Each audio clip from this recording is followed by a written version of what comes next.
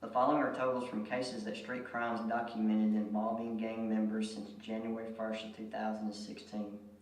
7 conspiracy to distribute cocaine and marijuana, 26 possession with intent to sell, 50 sale of controlled substance, 14 felons in possession of a firearm, gang seizures, this is all gang related, 19 firearms were seized from felons, 9,560 grams of marijuana, 947 grams of cocaine and crack cocaine, and 506 grams of methamphetamine. Late winter 2017 and early into 2018, gang violence resulted in multiple shootings where rival gang members were targeted. January the 24th of 2018, we conducted a 4-day saturation which resulted in 31 traffic stops, 8 arrests, 2 handguns and ammunition, which to this date, and some of that has been used in prosecution of these individuals. And when I say 31 traffic stops, this is strictly in the areas where we were having the gang violence and the shootings. This is just the gang-related data that I'm giving you right now. The following day, January 25th, 2018, assisted by the Tennessee Bureau of Investigation, Tennessee Department of Corrections, Probation, and Parole, also the TDOC strike team, and approximately 30 officers joined together and conducted 32 searches in one day and a drug and weapon arrest in Dyersburg. This was in result to the uptick in gang violence that we were experiencing. February the 6th, 2018, I met with the U.S. Department of Justice, United States Attorney's Office for the Western District of Tennessee, Eastern Division regarding the gang violence and the desire to develop a task force in addition to our Safe Streets Task Force that you'll hear about soon to combat the gang violence. As a result of this meeting, the Justice Department approved this task force and has launched a gang initiative with the U.S. Marshal's Office, the ATF, the Tennessee Bureau of Investigation, and the Dyersburg Police Department by authorizing the Organized Crime and Drug Enforcement Task Force, which is known as OSADEFT. The authorization of OSADEFT will bring additional federal and state resources to our community and ease the financial burden with these lengthy investigations. I was just informed of the approval. Of course, I approached them in February and was informed last week that the Justice Department approved this OSADEFT investigation, and I received the paperwork today. So this will be starting in the next few days. So we're very excited about that.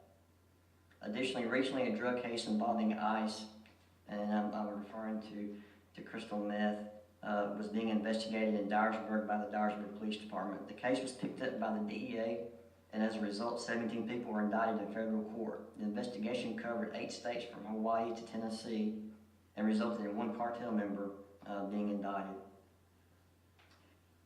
I would now like to turn it over to Assistant Special Agent in Charge, Matt Espenshade. He drove down from Nashville today. He's also with Supervisory Senior Resident Agent Matt Chakotzatek out of Jackson, and they will be speaking about the Safe Streets Task Force, and then I would like to come back forward and discuss the specifics of these cases.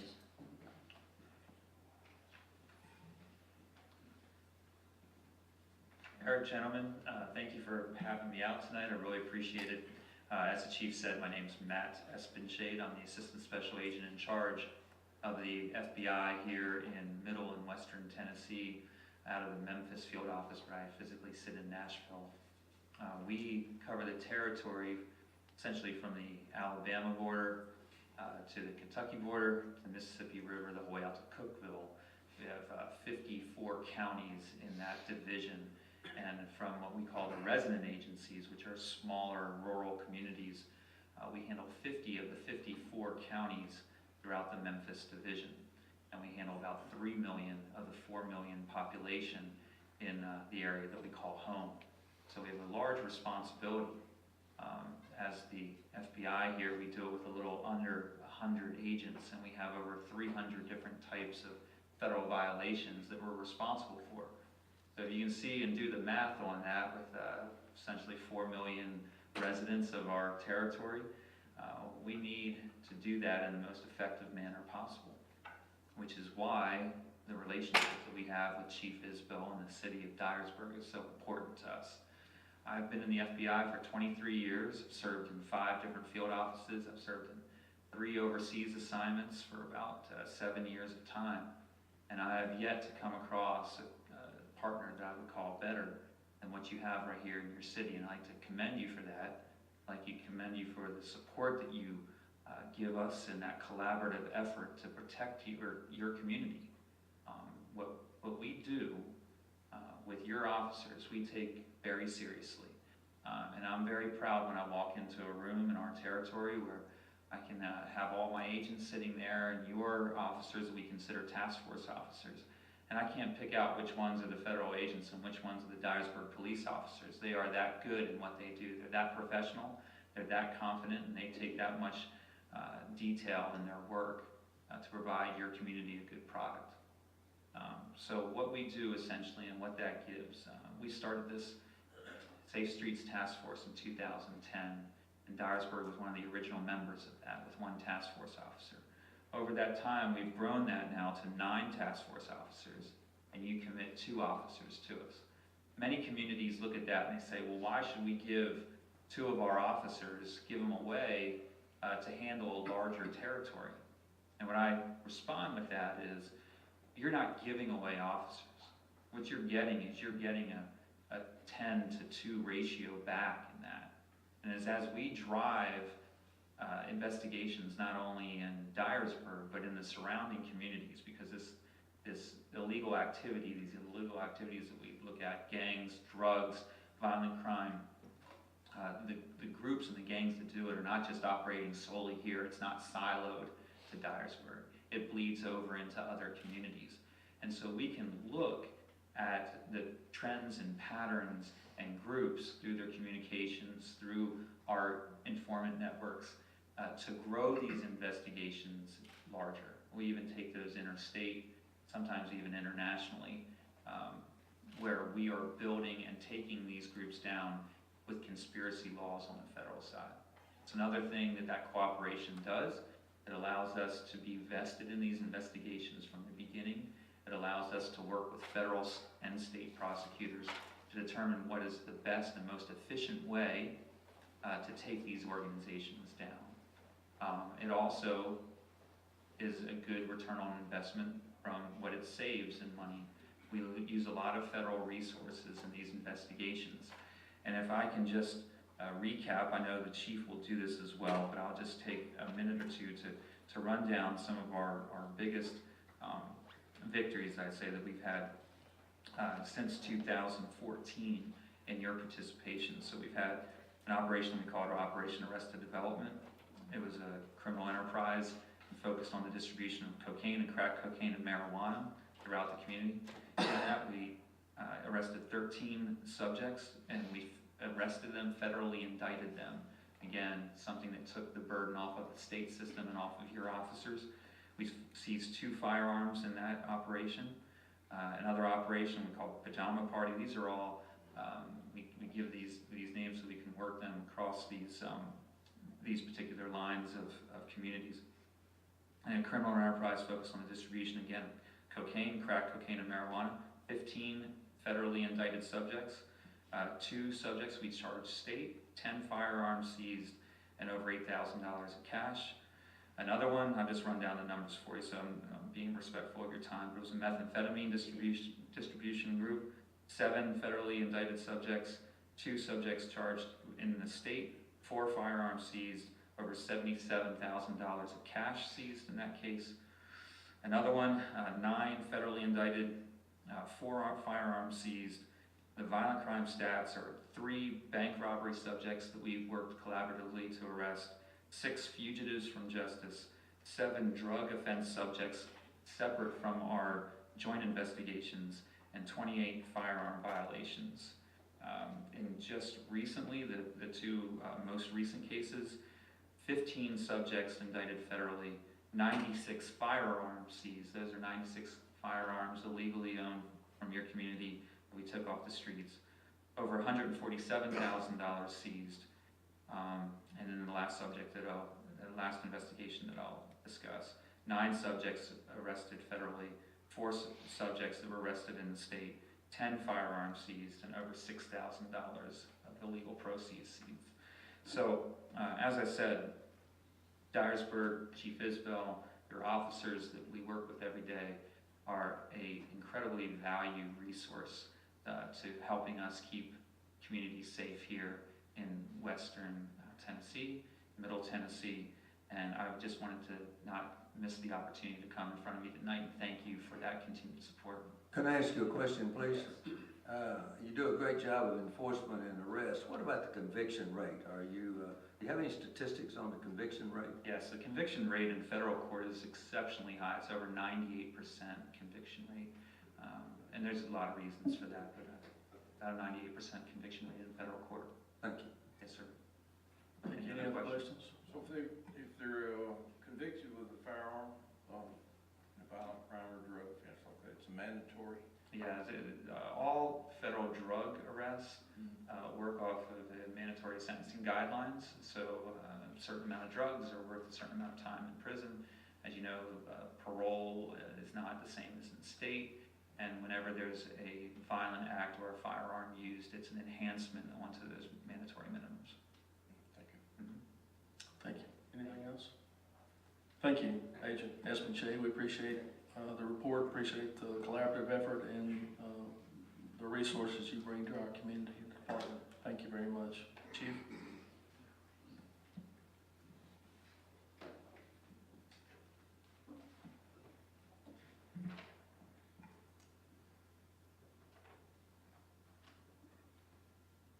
Before I go into the Safe Streets Task Force and some specifics of some of the cases, I want to talk a little bit about what we're doing.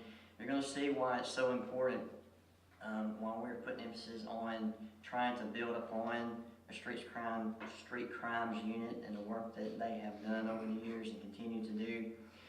As with staffing, with vacancies and various things, one of the priorities is keeping patrol properly staffed. That is priority number one.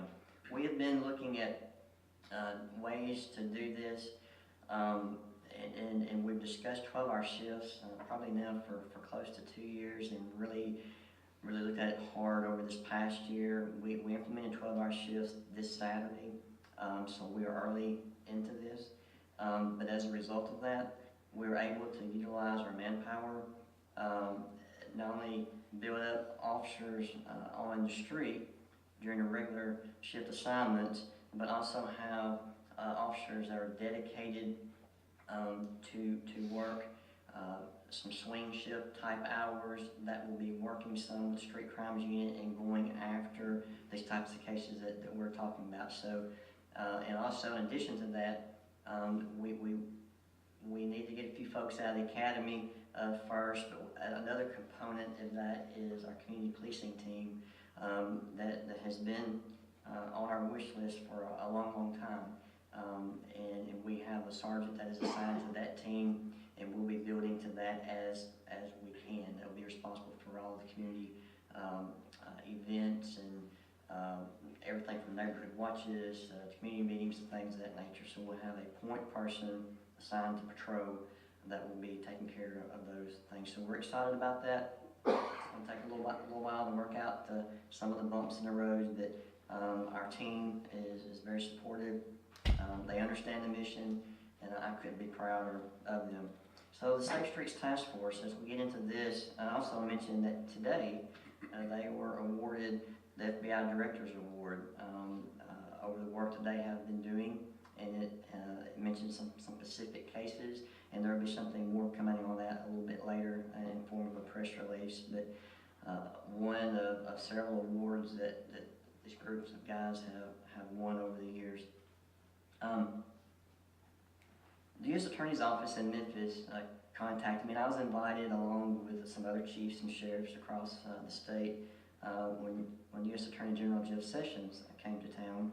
And I was asked specifically, being from Northwest Tennessee, would I take a few moments in this meeting and discuss needs from a smaller police agency? They know what we deal with. We have a really good relationship with the U.S. Attorney's Office. They know what we're about. They know what we have.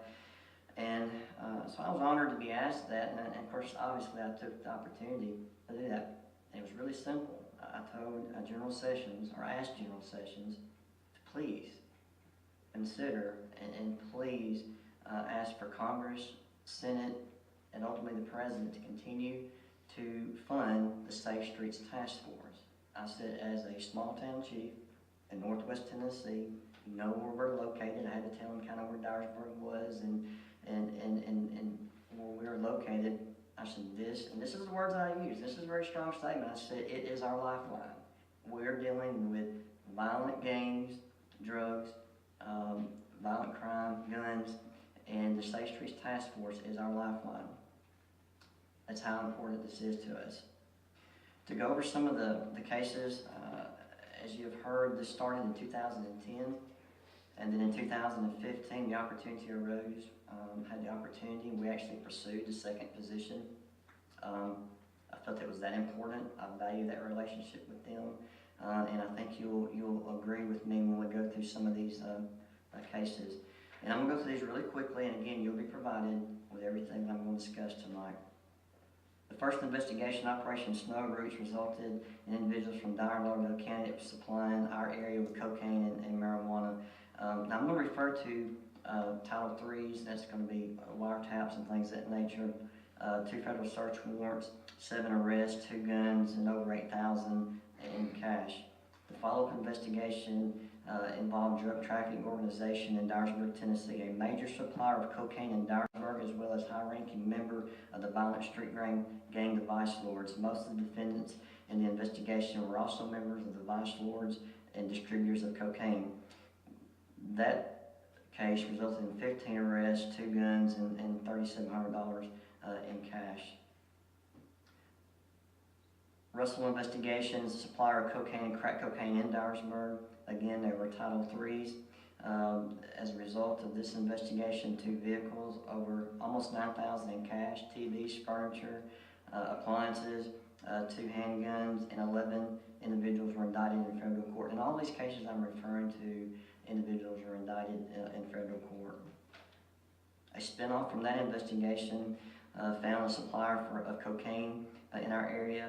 Again, Title III wiretaps were conducted, over $8,000 in cash, firearms, 18 subjects were arrested and indicted from the Ripley and Lauderdale County area, but were supplying cocaine to Dyer County. They were bringing us poison into our city. Operation Snow White, supplier of meth and ice in the Parsons, Tennessee area, but had associates in Dyersburg. 12 subjects were arrested and were on federal indictments. Operation Fish Fry, supplier of crack cocaine in the Paris, Tennessee area, Ripley and Dyersburg. Weapons were 2 weapons and 6 federal indictments and arrests. Operation Mexicali, this was an individual supplier of meth and ice in the Decatur, Hardin, Madison, Dyer, and Wayne counties, or Wayne areas. Seizure of 3 ounces of ice, 42 firearms, 20 vehicles, and 14 federal indictments. Spin-off from that case is the Alley case, and this was a West Tennessee area individual distributing ice. Individual only spoke Spanish, so translators were called in to monitor the wire. 3 federal search warrants were served at the end of the wire. 3 subjects were taken into custody. 1 was an illegal into the country. The Hispanic male would deliver ice and had a contact in Mexico. 13 ounces of ice were recovered, and 1 individual is still on the run and is currently believed to be back in Mexico. Arrested Development, I think you mentioned that. The Dyersburg Narcotics Unit made 3 controlled purchases of crack cocaine, regular contact with several individuals in the Dyersburg area, and a higher level drug dealers and or gang members. 2 Title III's, 13 subjects indicted, over $16,000 cash, 4 search warrants, 4 vehicles, and 2 firearms. Operation Political Love, Brownsville Police Department. The case targeted the Gangster Disciple gang, who were distributing crack cocaine and cocaine in the Brownsville area as well as Dyersburg. 9 subjects being indicted in federal court. The Dyersburg Police Special Response Team was utilized in executing one of the search warrants. I'll add to this that our Special Response Team has been utilized even outside of the Safe Streets Task Force with the TBI on some other search warrants on matters. I think that speaks highly of our team, so thank you for the training, budget, equipment. They're a professional group of people, and they're led by Captain Thomas Langford, and that's a great group of guys, and it speaks to their professionalism and their expertise when they're being called in from other agencies to execute these warrants. That resulted in 9 arrests, 3 guns, and over $21,000 in cash. Southern Comfort investigation targeting individuals in the Lexington and Jackson area. They're distributing large amounts of methamphetamine, ice. They had ties to Dyersburg and Dyer County. Numerous controlled purchases of ice were conducted, wiretaps. The results of this case, individuals were also arrested in Illinois, California, and Arizona who were responsible for delivering methamphetamine to the West Tennessee area. As a result of this investigation, our street crimes unit was recognized and won the award in 2016 with the Safe Streets Task Force for outstanding cases in West Tennessee. It's a statewide conference, and they were recognized across the state for this award.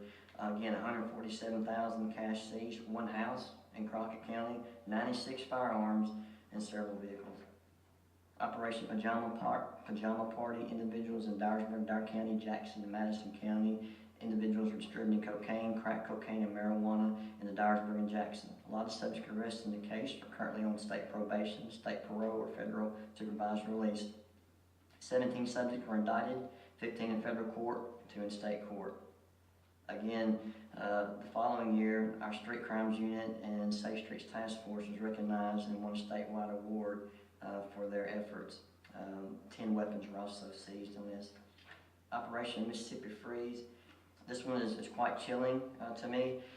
This started with the distribution of methamphetamine, ice in the Bolivar area and surrounding areas. The individuals were not only known for narcotic, but also were a very violent group of individuals. After several controlled purchases of meth were done, Title III's, 10 subjects were indicted in federal court and in state court, resulting in 10 weapons, nearly $7,000 in cash. One of the individuals involved was murdered at the hands of 4 individuals. He and his girlfriend were executed in their home in North Mississippi. I listened to the call. It was all captured on phone, on recording, and it's absolutely chilling. This is the type of individuals that are out there and delivering poison to our communities and will execute 2 people in their home. Operation Icy Bridge involved large amounts of methamphetamine, again ice. Christopher Wheezy Falcone. Yes, I mentioned that name because this has been an individual that has been in our system and has been a problem in this community for years. Also another individual, they are obtaining methamphetamine from Missouri, Arkansas, Atlanta, Georgia, and bringing it back to Dyersburg and distributing out of lower level suppliers. During this investigation, several controlled purchases of meth were conducted. Over $75,000 cash, 4 firearms, and narcotics were seized by the police department. 9 arrests were made. Operation 5 Star.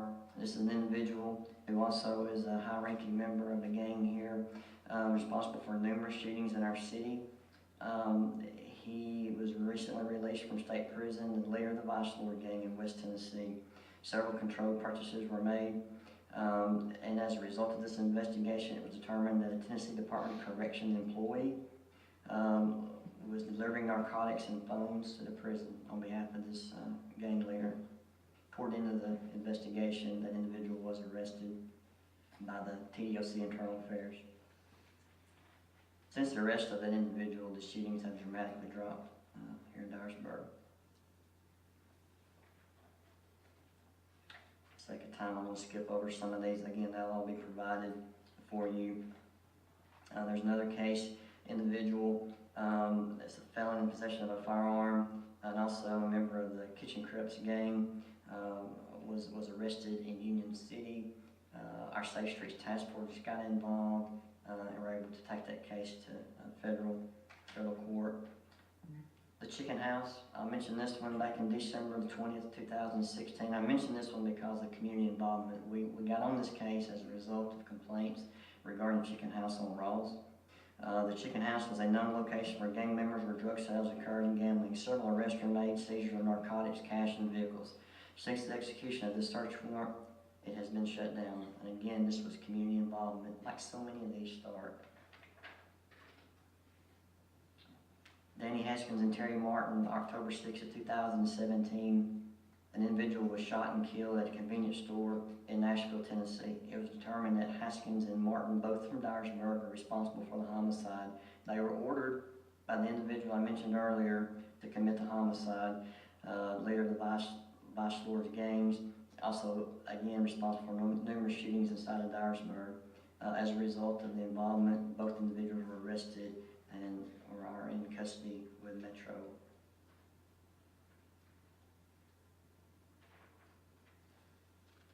There's other cases, and I'll end with this one. An individual in Jackson that was arrested for possession of heroin with intent. The FBI office in Little Rock contacted the Safe Streets Task Force, advising them of the arrest, and the subject was living in Jackson and was distributing heroin in West Tennessee. He was sent here through connections. Actually, it was determined to go back to Mexico, to come to Jackson, and to set up shop, in their words, again, to deliver this poison in our community. I'd like to recognize the members of this unit. A couple of them are here tonight. Sergeant Thayer, Officer Mason McDowell, Officer Chris Purcell, FBI Special Agent Wes Mays, and no longer part of the unit is Officer Sterling Wright, who is now with the SRO with the high school. The work that these men do is invaluable to our community, and I appreciate what they do. I also want to recognize all the officers and the many challenges that we have faced over the last couple of years with the gang violence and the shootings. I can't be more proud of our team and what they do. They give us everything that they have to make this community safer, and I'm very proud of them. In closing, we will be transparent in all that we do, which includes the proper method to report crime. We in our community are robust in our reporting, and this fosters a relationship of trust. The federal cases I've talked about involve some really bad people, some really troubling cases. Please recognize that all these federal cases, if not investigated and prosecuted, our community will erode. You've heard me talk about gang and drug distributors being sent to West Tennessee to bring this poison here. Your police department has clearly said no, and our community stands with us and also says no. The message is clear from Dyersburg, Tennessee, what will happen here. My involvement with the Tennessee Chiefs Association and the Executive Board, and my position with the International Chiefs, it puts me in a unique position, an opportunity to work with chiefs all across the country. Hear their problems and concerns, they hear mine, but one thing that is common in my response to them is I often brag on our officers, our team of professionals, and the support staff that we have who give so much. I equally express how we are so fortunate to be supported by our community. This is truly a team effort. I appreciate your support. The board has been very good to the police department, and we appreciate that. That's so important for this continued fight. We know what will happen if we're not on this, and I hope I've shared some things with you that you understand how important that this really is and how bad things can really get if your police department and if our community are not hand in hand in dealing with these crucial issues. Chief, I got a couple of quick questions, if you don't mind. Yes, sir. All this tremendous amount of money and guns and property that's confiscated, is that distributed among the agencies that are involved in the campaign, or where does all that money go? Yes, sir, absolutely. And one of the cases that I mentioned where there was $70,000 or $75,000 seized, every penny of that went to the Dyersburg Police Department as this was initiated here, and it was just involving us, that money was seized here inside the city. But for the most part, you're dealing with the $147,000 seizure in the house in Crockett County, all that's distributed through the task force. Yes, sir. Okay. And then in turn, the monies that has been awarded, the City of Dyersburg Police Department goes into our drug fund. And then, as you all know, that helps fund our operations and various things in regards to drug operations. I understand. I'm glad that we have it. One other quick question. Talking about the 12-hour shifts. Yes, we spend a tremendous amount of money on overtime Yes, in your department. Is this gonna help or hurt, the overtime situation in 12-hour shifts? It should help alleviate some of that, but again, this is going to factor on our vacancies. You know, we have only one vacancy on paper, and we're actually testing, I think tomorrow, to fill that. And as you know, if we hire an uncertified officer, it will be close to 6 months, if not longer, before that individual will be on the streets. 3 officers left for the academy Sunday, so it will be a period of time before we have those young men back here. Have one on medical leave, have one on military leave, and the one vacancy. So now we're already 6 short in regards to the streets. I know you also have a concern about salary for your policemen and your for your employees. And you continue, I know you and I have had many conversations over the months about perhaps in some way adjusting those in some way. And I hope that that continues to be in the forefront, because I know we got to be competitive, and the danger that they're in every day. It's really important that we are get those wages up where that we are competitive with other departments, and certainly it's something that they can make a good living at. Yes, sir. Thank you. Thank you. Thank you. Any other questions? Yeah, I have one. Chief, one of the disturbing things about it is a staggering amount of meth and things. How much of that would you say is coming from south of the border? Guys? All of it. And let's go back a We little bit. supply the need, and Absolutely. they supply it. Absolutely. And if you recall, not too many years ago, in recent memory, the issue was our local individuals cooking up the meth behind houses, in houses, things of that nature. With the state's efforts to control the ingredients, some of the ingredients, that became harder for them to do. And now, as they have confirmed that all of it's coming across the border. I mean, you've heard me mention a couple of cases in regards to Mexico and other areas, and that's troubling. As a board member, it makes me feel real good that you have that kind of relationship with the FBI, and they have the same kind of relationship, a very positive relationship with you and your department.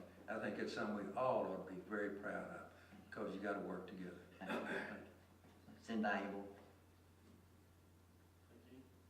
Thank you. Any other questions? Chief, thank you. We appreciate the report. Agent Espenshade, thank you very much. Agent Mays, good to see you again.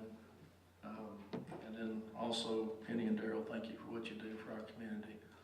Appreciate the update and the efforts of the FBI, the officers of the police department, both men and women, for all you do for our community to keep us safe. Thank you very much. We appreciate it. Next item on agenda, communications. A report from Alderman Bob Kirk. Mayor, I had a call just before I came to the meeting tonight from Mike McCullough. Said he was not going to be here tonight, but his father's in the hospital in a pretty serious condition, and I asked that we all keep him in our thoughts and prayers. Thank you. Thank you. Mr. Glover? I'm kind of picking on Mike, not meaning to. On our streets that we've got, and I got the list finally to go over. Are we going to discuss that at any point? Yes, I think. Doing that, and then I see several potholes that need to be filled now. Okay. How are we going, I know we're not going to be able to cover all the streets. That's, don't have that kind of money year to year, but Street committee meeting? I was gonna, it got to me, I was gonna ask for it. okay, we're seeing that same thing. We just need some pothole things fixed now. Okay. That's it. Thank you. Kevin? No, I've got a list too that's, I had called in, but I'll wait till the committee. Okay. Mike? Just that mayor, I'd like to have a street committee meeting when we could, and get together, maybe we can talk about when we can start, get the information in for paving and maybe a drainage issue, so. And one more thing I'd like to say after this from the chief tonight is to say that I'm very proud of the chief and the men and women in your department. I mean, I mean all of them. I mean the women that work in the back, the secretaries, the one that come in that you see first at the window. I appreciate the cooperation and the communication that you have with these departments. And it's very easy for us to read something on social media that's negative about our police department. It's very easy to somebody to walk up and say our men and women are not doing anything. When you sit here and you listen to this, I mean, I just like to just say thank you for all you do. Thank you. Dennis? I don't have anything. Scott? Nothing to report, sir. Robert? Yes, Mayor, on the east side of town, there's about 5 or 6 lots that need to be mowed. I have a list for you here, I'll just give it to you afterwards. Okay. Chief, you guys are doing a great job, keep it up. Okay, thank you. I have 2 things I want to mention. I got an email from First Christian Church. Let me read just the first paragraph of this. On Wednesday, Pastor Brian Grove, lead pastor of First Christian Church in Dyersburg, Tennessee, will be leading a small team of people in a 5-day prayer walk around the entire perimeter of Dyer County, totaling 125.2 miles. The walk will begin at the downtown square in Dyersburg, Tennessee at 7:30 a.m. on Wednesday. That's this Wednesday, October 3rd. It will conclude on the campus of First Christian Church Sunday evening, October 7th, 2018. For 5 days, Pastor Grove and the team will walk, pray for unity and growth, believing that God has greater things in store for every person residing in this region. So pray for those folks that are doing that in that church, that ministry, and what they mean to our community. And I would encourage you to come out there Wednesday morning as well. Yeah, we didn't approve the minutes. Okay. I skipped over, didn't I?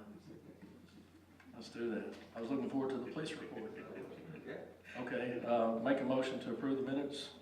So moved. Motion from Robert Taylor, second from Terry Glover. All in favor, say aye.